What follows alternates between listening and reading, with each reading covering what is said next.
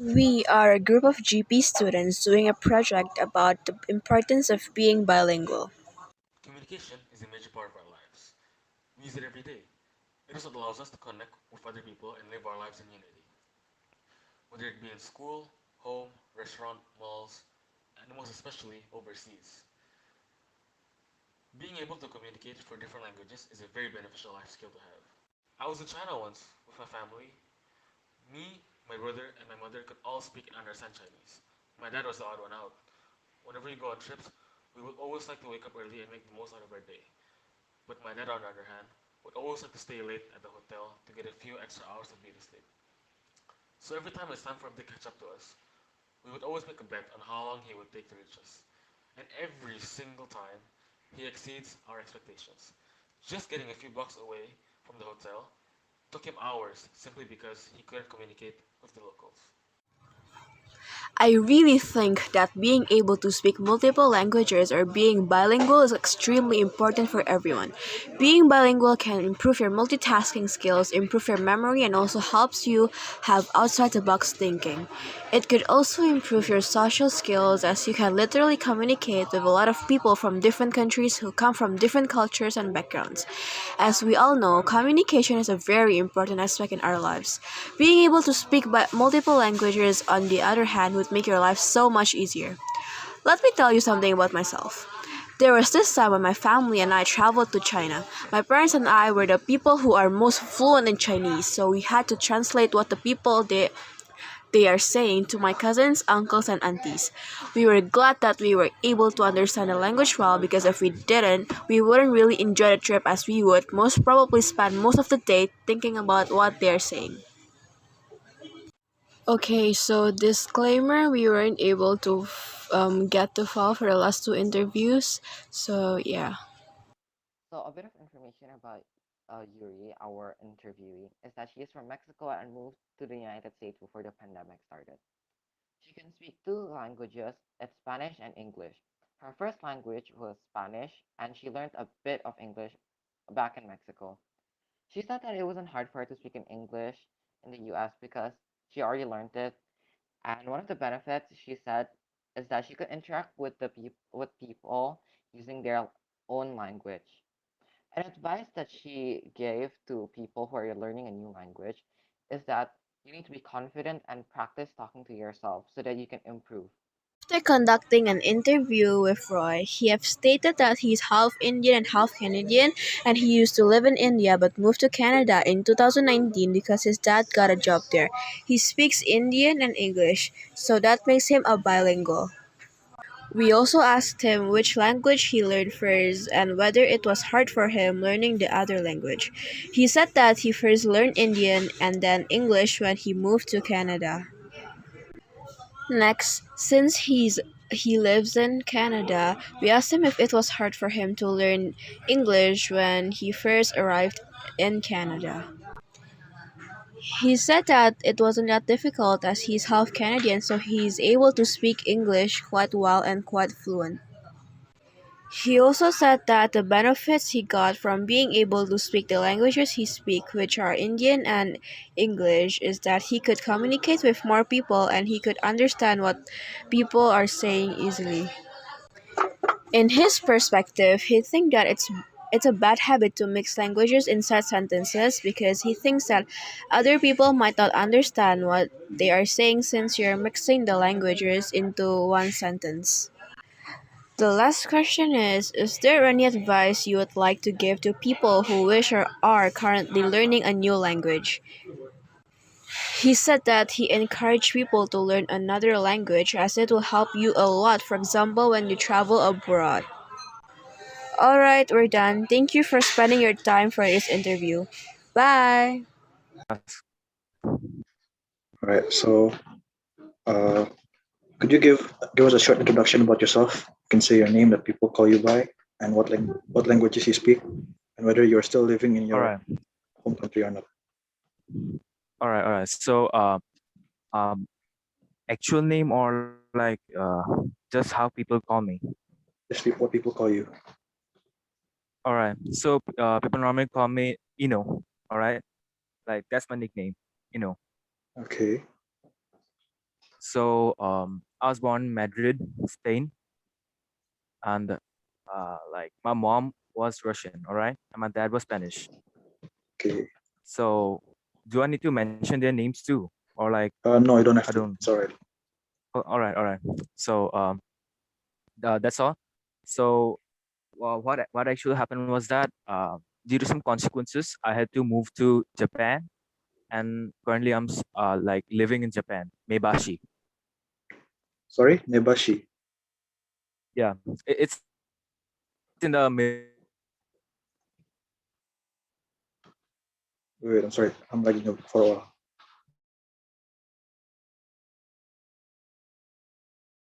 all right, all right.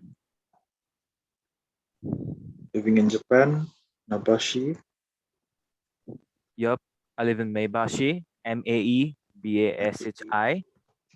All right, my Okay. pronunciation may be kind of rigged. All right, don't mind. Yeah, it's all right. So yeah, I was first living in Nagoya. All right, but due to disasters and all that are currently happening, it isn't as like Japan is an island, all right. So like it's bound by sea, ocean, and all, and like when a tsunami can come, you can never know, right? So like Yeah, I had to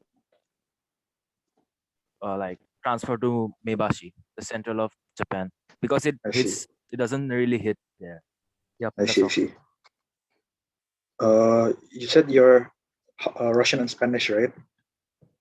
Yep, Do exactly. you speak any Russian or Spanish? Yep, Spanish I do, but in case of Russian, nah, because like I never was interested in learning Russian, so Oh, like I okay. never really learned it. But Spanish I do. Do you speak Japanese? Because since you moved to Japan, you should like uh, No, learn not actually. Japanese.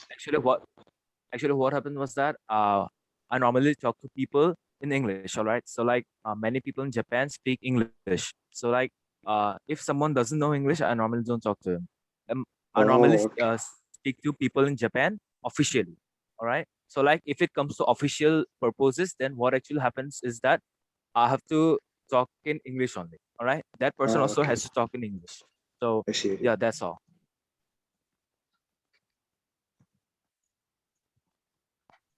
Uh,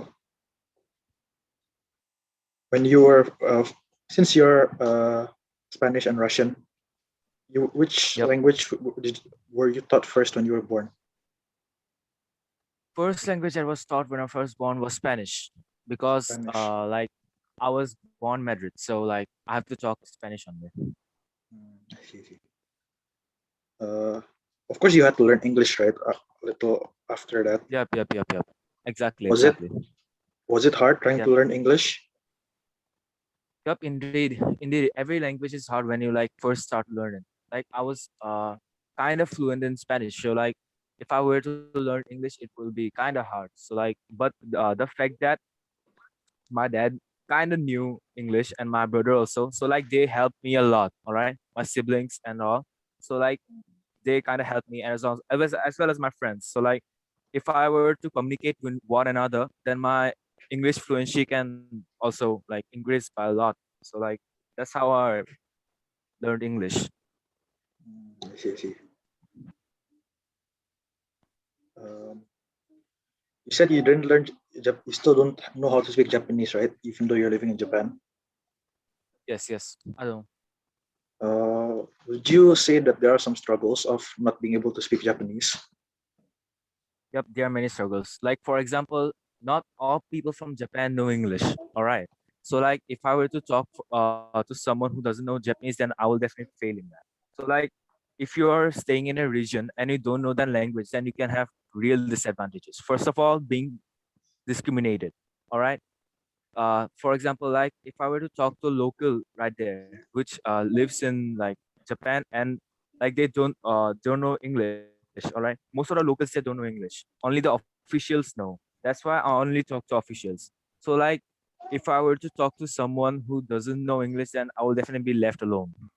So Oh, like I you see. have to be kind of separated from the society, from the rest of the Oh, society.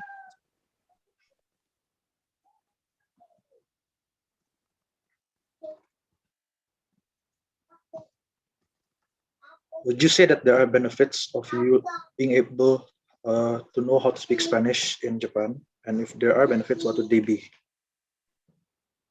Well, yeah. Like for example, if one of my friends were to come to Japan and like they're I don't really know them. All right. So like if one of my colleagues also knows Spanish, then I'll be easily able to talk to him like fluently. So like communication is a huge benefit that you can get from learning languages. All right. And also the other person can also feel comfortable while talking the same language in which they were kind of fluent to. So like if one of my Spanish buddies were to come to Japan, then I will be able to talk to Spanish and like I will also feel comfortable as well as that person, respectively. Uh, do you think that it's a bad habit to mix languages when you're saying sentences? Like when you're in the middle Yeah, of talking in Spanish and suddenly some English word just yeah, it spit happens. out of your mouth. Yes, it normally happens. It's like really really basic. All right. For example, if I'm talking to somebody like for example one of my friends in English, like even if they are my colleagues, and like suddenly what happens is that out of my mouth, suddenly the C word comes out. All right. Instead of yes, I normally speak C, which means yes in Spanish. All right. So like for example, I'm talking to you. Like so what will happen is that um do you like ice cream? Then I will definitely say C instead of yes. So like Because it's I natural normally instinct mess up of a lot. because it's a natural Yes, yes. instinct to speak your first language.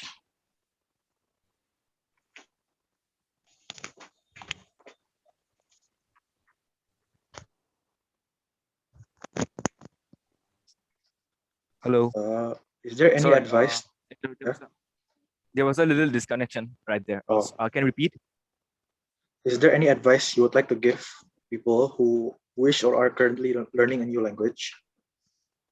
Well, yeah, I would definitely try to give advice. For example, like if you're trying to go to somewhere, for example, if you're if you want to go to like NA or somewhere there, then you definitely need to fluent your English. All right. For example, like if you're going to Spanish, all right, Spain, all right. So like what you definitely need to learn Spanish because most of the locals right there are illiterate. So like what really happens is that if you speak Spanish, you will only be able to talk to the officials right there. But what about those people who are actually not that well learned in English?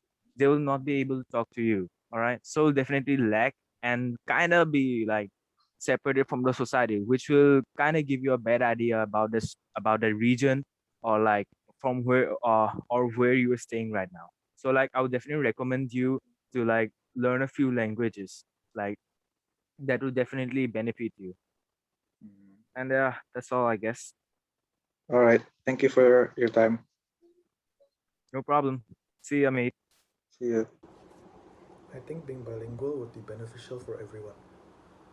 Not only does it allow people from different countries to understand each other, but it also creates potential jobs for people like translators or language teachers who will assist people in understanding the different languages of the world.